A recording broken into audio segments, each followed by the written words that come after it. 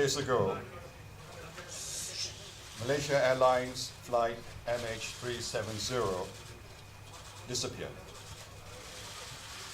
We realize this is an excruciating time for the families of those on board. No words can describe the pain that must be going through. Our thoughts and our prayers are with them. I have been appraised of the ongoing search operation round the clock. At the beginning of the operation, I ordered the search area to be broadened. I instructed the Malaysian authorities to share all relevant information freely and transparently with a wider investigation team. And I requested that our friends and our allies join the operation. As of today, 14 countries, 43 ships, and 58 aircrafts are involved in the search. I wish to thank all the governments for their help at such a crucial time. Since day one, the Malaysian authorities have worked hand in hand with our international partners, including neighboring countries, the aviation authorities, and a multinational search force, many of whom have been here on the ground since Sunday. We have shared information in real time with authorities who have the necessary experience to interpret the data. We have been working non-stop to assist the investigation, and we have put our national security second to the search for the missing plane.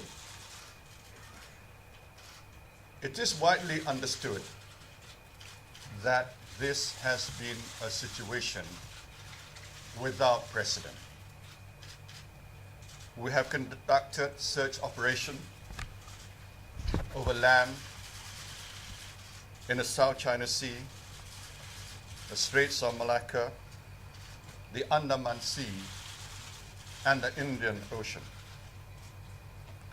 At every stage, we acted on the basis of verified information, and we followed every credible lead. Sometimes these leads have led nowhere. There has been intense speculation.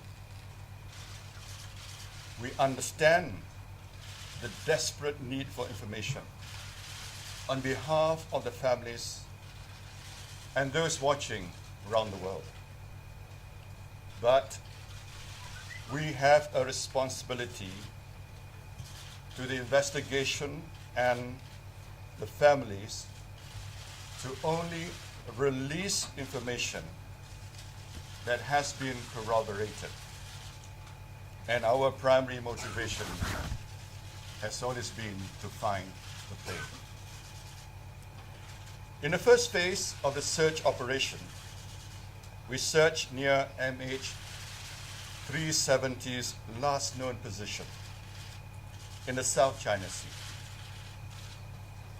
At the same time, it was brought to our attention by the Royal Malaysian Air Force that based on their primary radar and aircraft, the identity of which could not be confirmed, made a turn back.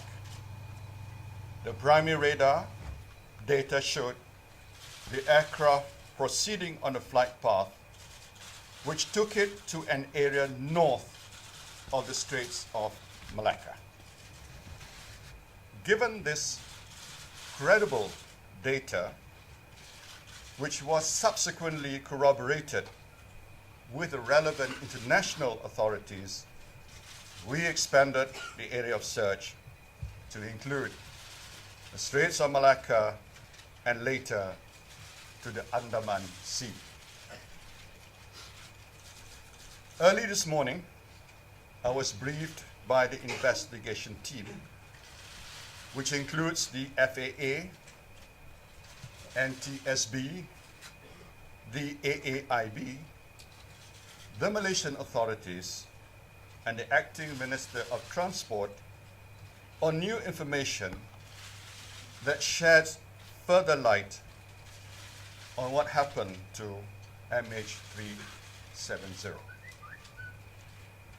Based on new satellite communication, we can say with a high degree of certainty that the aircraft communications addressing and reporting system, or ACRES, was disabled just before the aircraft reached the east coast of Peninsular Malaysia.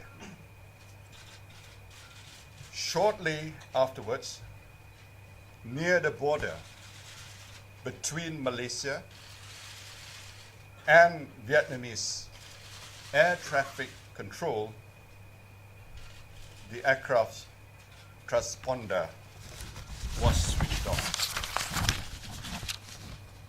From this point onwards, the Royal Malaysian Air Force primary radar data showed that an aircraft which was believed but not confirmed to be MH370 did indeed turn back.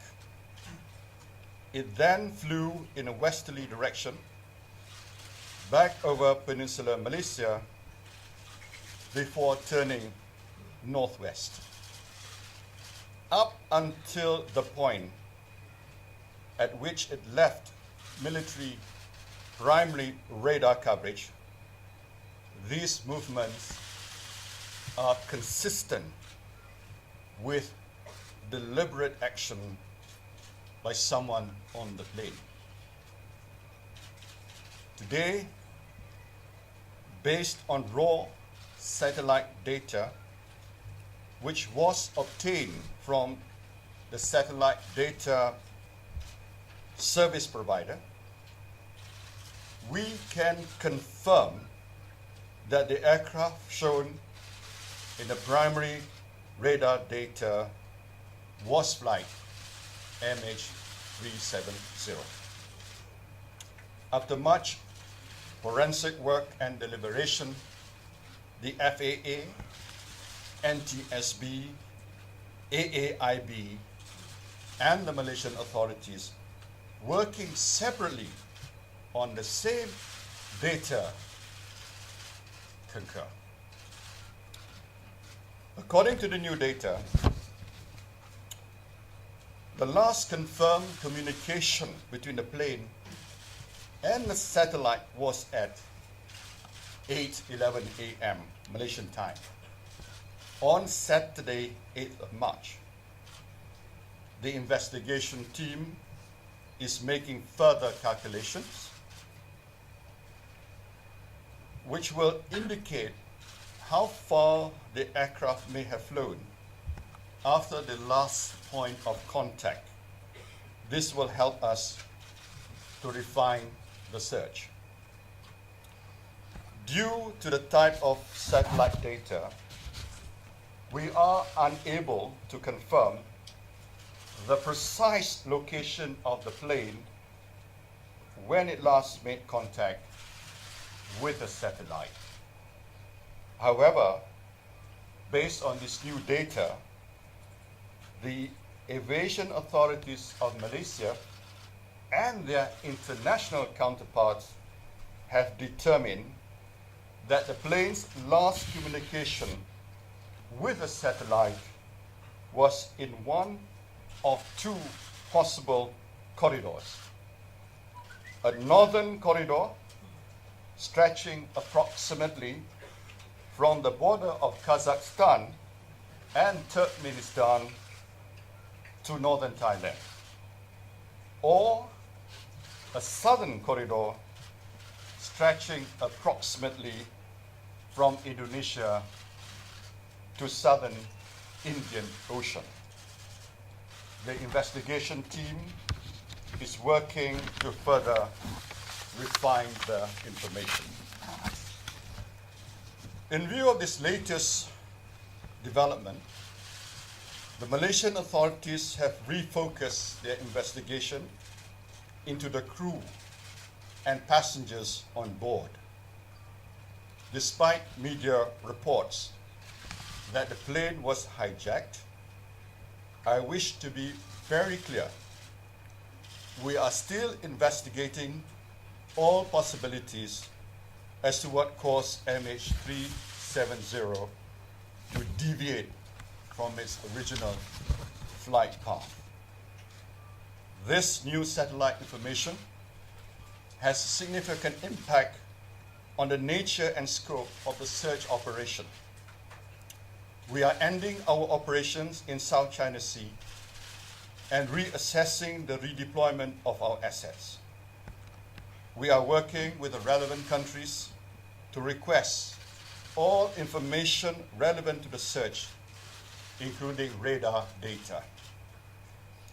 As the two new corridors involve many countries, the relevant foreign embassies have been invited to a briefing on the new information today by the Malaysian Foreign Ministry and the technical experts. I have also instructed the Foreign Ministry to provide a full briefing to foreign governments which had information, which had passengers on the plane. This morning, Malaysian Airlines has been informing the families of the passengers and crew of these new developments. Clearly, the search for MH370 has entered a new phase. Over the last 7 days, we have followed every lead and looked into every possibility. For the families and friends of those involved, we hope this new information brings us one step closer to finding the plane.